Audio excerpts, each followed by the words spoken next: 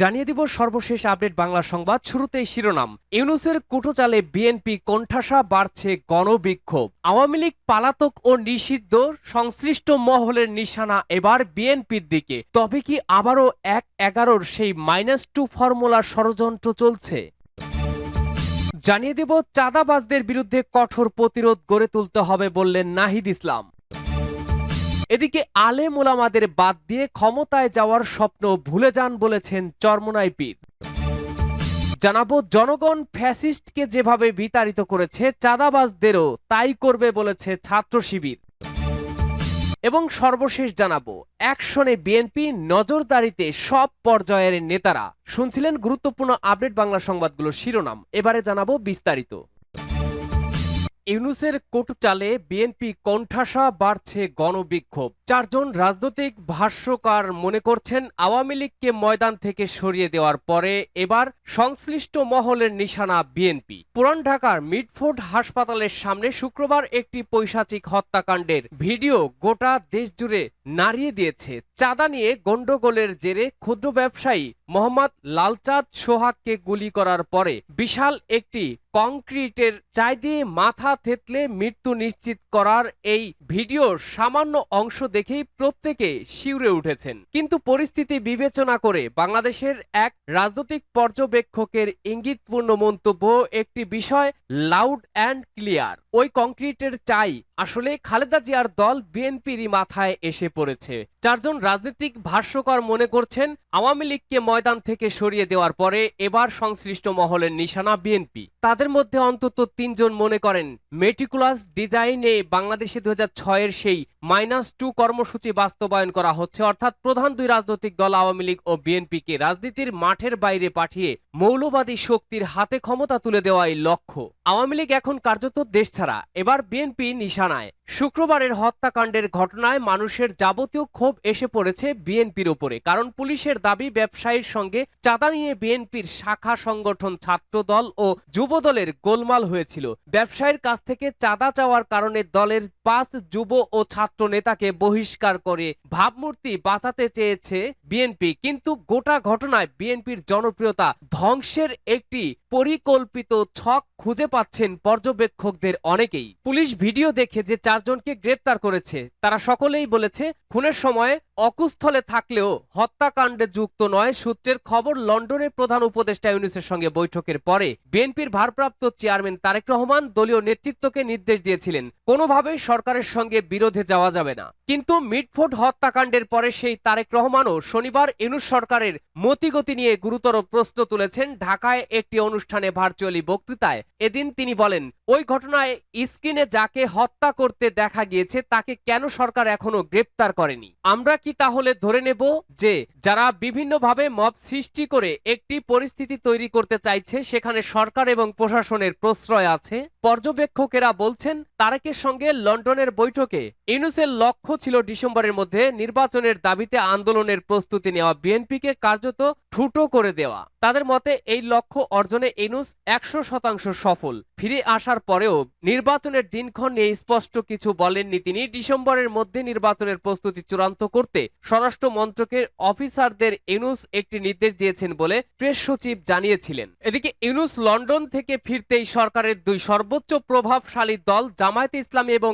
এনসিপির পৃথক পৃথক অভিযোগ তুলে এখনের নির্বাচন না করার দাবি জানায়। লক্ষণীয়, জামায়াত যে মবতন্ত্রের অভিযোগটি তোলে এবং এনসিপি জুলাই সনদ না হওয়া ও নতুন সংবিধান প্রণয়ন না হওয়ার অভিযোগে নির্বাচনের বিরোধিতা করে, তার সবগুলোরই লক্ষ্য একটি, বিএনপি। এর মধ্যে ঐক্যমত্য কমিটির সঙ্গে বৈঠকে ইউনূস ঘোষণা করেছেন, নতুন সংবিধান, মহিলা আসনগুলিতে সরাসরি নির্বাচন, সংবিধান সংশোধনের প্রক্রিয়া বা সাংবিধানিক পদগুলিতে নিয়োগের প্রক্রিয়া নিয়ে ঐক্যমত্য না হওয়া পর্যন্ত নির্বাচন নিয়ে চিন্তা করা হবে না। এই গুরুতর বিষয়গুলিতে জামায়াত ও এনসিপি একমত হলেও বিএনপি ভিন্নমত। যেমন তারা পুরনো সংবিধান বাতিলের পক্ষপাতী নয়। সাংবিধানিক পদগুলিতে নিয়োগের জন্য অনির্বাচিত একটি কমিশন গঠনও বিএনপি চায় না। কিন্তু সরকার এগুলি চায় জামায়াত ও এনসিপিও। বিশ্লেষকদের একাংশের দাবি, এভাবে নির্বাচন এগোনোর প্রশ্নে বিএনপির ঘাড়ে বন্দুক তুলে দেওয়ার কৌশল নিয়েছেন ইউনূস, যা নিছক ব্ল্যাকমেইল ছাড়া কিছুই নয়।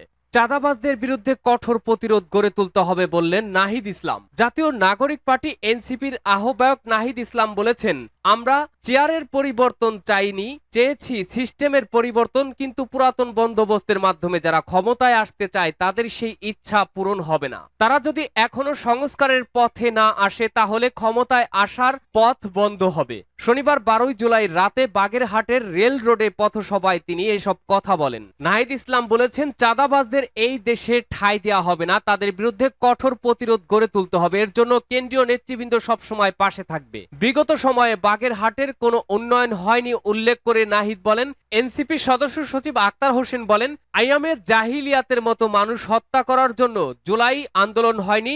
আবরার ফাহাদ ও বিশ্বজিতের খুনিদের মতো সোহাগের খুনিদেরও এই দেশে স্থান হবে না। যারা শেখ হাসিনার মতো একটি নির্বাচন দিয়ে ক্ষমতায় বসতে চায়, আমরা তা হতে দেব না।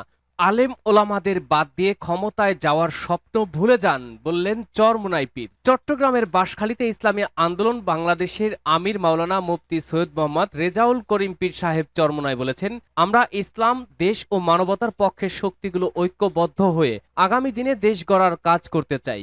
আলেম ওলামাদের বাদ দিয়ে কেউ ক্ষমতায় যাওয়ার স্বপ্ন দেখলে সেটা ভুলে যান। রোববার 13 জুলাই সন্ধ্যায় বাংলাদেশে মুজাহিদ কমিটি ও জাতীয় ওলামা মাশায়েখ আইম্মা পরিষদ বাঁশখালী শাখার উদ্যোগে ওলামা মাশায়েখ সম্মেলনে তিনি এসব কথা বলেন।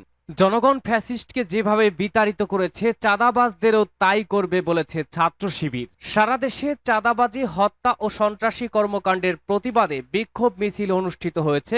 বাংলাদেশ ইসলামী ছাত্র শিবির ঢাকা মহানগর দক্ষিণের উদ্যোগে শনিবার দুপুরে 12 জুলাই এ বিক্ষোভ অনুষ্ঠিত হয়। মিছিলে মহানগর দক্ষিণের সভাপতি হেলাল উদ্দিনের সভাপতিত্বে প্রধান অতিথি হিসেবে উপস্থিত ছিলেন কেন্দ্রীয় দপ্তর সম্পাদক শিবগাতুল্লাহ। মিছিলটি জগন্নাথ বিশ্ববিদ্যালয় থেকে শুরু হয়ে মিটফোর্ড হাসপাতালের সামনে গিয়ে শেষ হয়। মিছিল পরবর্তী সমাবেশে বক্তব্য রাখেন ছাত্র শিবিরের কেন্দ্রীয় ও মহানগর নেতারা। প্রধান অতিথি বলেন, গতকালের হত্যাকাণ্ড মধ্যযুগীয় বর্বরতাকেও হার মানিয়েছে। মানুষ হয়ে আরেকজন মানুষকে এভাবে কেউ হত্যা করতে পারে না। তিনি বলেন, সারা দেশে যেন চাঁদাবাজির মহা উৎসব চলছে। পত্রিকা খুললেই সন্ত্রাসী কর্মকাণ্ড দেখা যাচ্ছে। এরই মধ্যে দলীয় কোন্দল ও আধিপত্য বিস্তারকে কেন্দ্র করে প্রায় 1.5 শতাধিক খুন হয়েছে। একটি দল ইতিহাস ভুলে গিয়ে আবারও ফ্যাসিবাদী আচরণে লিপ্ত হচ্ছে। তিনি বলেন, এ ধরনের কর্মকাণ্ড অব্যাহত থাকলে আবারও জুলাই নেমে আসবে। ছাত্র জনতা ঐক্যবদ্ধ হয়ে আবারও দুর্বার আন্দোলন গড়ে তুলবে। জনগণ ফ্যাসিস্ট হাসিনাকে যেভাবে বিতাড়িত করেছে, চাঁদাবাজদেরও সেভাবেই বিতাড়িত করবে। তিনি চাঁদাবাজি ও সন্ত্রাসী কর্মকাণ্ডের বিরুদ্ধে জনগণকে ঐক্যবদ্ধ হওয়ার আহ্বান জানান। অ্যাকশনে বিএনপি, নজরদারিতে সব পর্যায়ের নেতারা। শৃঙ্খলা বিরোধী কাজে জড়িত নেতাকর্মীদের বিরুদ্ধে অ্যাকশনে বিএনপি। কেন্দ্রের সিনিয়র থেকে তৃণমূলের নেতাকর্মীদের উপরে নজরদারি বাড়ানো হচ্ছে। অপরাধ প্রমাণিত হওয়া মাত্রই সাংগঠনিক ব্যবস্থা নেওয়ার বার্তা দেওয়া হয়েছে। সারা দেশে দলের ভেতরে থেকেই শুরু হচ্ছে শুদ্ধি অভিযান। অপরাধ করলে দল থেকে ছেঁটে ফেলা হবে। যত বড়ই সিনিয়র নেতা হোক না কেন, ছাড় দেওয়া হবে না। দলের ভাবমূর্তি রক্ষায় এমন কঠোর অবস্থানে যাওয়ার সিদ্ধান্ত নিয়েছে দলের হাইকমান্ড। ইতিমধ্যে সারা দেশে দল এবং এর অঙ্গ সহযোগী সংগঠনের 4 থেকে 4,500 নেতাকর্মীর বিরুদ্ধে সাংগঠনিক ব্যবস্থা নেওয়া হয়েছে। দখল, চাঁদাবাজি ও সন্ত্রাসী কর্মকাণ্ডে জড়িতদের বিরুদ্ধে জিরো টলারেন্স ঘোষণা করা হয়েছে। এদিকে সম্প্রতি দেশে সংগঠিত হত্যা সহ বিভিন্ন ঘটনার পেছনে ষড়যন্ত্র আছে বলে মনে করে বিএনপি। সরকার ও আইন শৃঙ্খলা রক্ষাকারী বাহিনীর ব্যর্থতা দেখছে। মিটফোর্ডের ঘটনাটিকে ঘিরে নানা অপপ্রচার চালানো হচ্ছে বলেও মনে করছেন বিএনপি নেতারা। তাদের ভাষ্য, সরকারকে সন্ত্রাসী, চাঁদাবাজ ও দখলকারীদের বিরুদ্ধে কঠোর হতে হবে। পুলিশকে কঠোর নির্দেশনা দেওয়া উচিত। পুলিশ অপরাধ দমনে কাজ করছে না। যেসব পুলিশ কর্মকর্তা কাজ করবেন না, তাদের বিরুদ্ধে ব্যবস্থা নিতে হবে। বিএনপি নেতারা জানিয়েছেন, গত 15 বছর ফ্যাসিস্ট আওয়ামী লীগ সরকারের আমলে রাজনৈতিক দলের মধ্যে সবচেয়ে নির্যাতিত হয়েছেন বিএনপি নেতাকর্মীরা। লাখো নেতাকর্মীর বিরুদ্ধে মিথ্যা মামলা দিয়ে হয়রানি ও গ্রেপ্তার করা হয়েছে। সবচেয়ে বেশি গুম ও খুনের শিকারও হয়েছেন বিএনপি নেতাকর্মীরা। 5 আগস্টের পর সম্প্রতি বিএনপির বিরুদ্ধে নতুন করে আবার ষড়যন্ত্র শুরু হয়েছে। পুরান ঢাকায় ভাঙ্গারি ব্যবসায়ীকে হত্যা ঘটনায় সোশ্যাল মিডিয়ায় কিছু দল ও তাদের ছাত্র সংগঠনের নেতাকর্মীরা প্রোপাগান্ডা চালাচ্ছেন।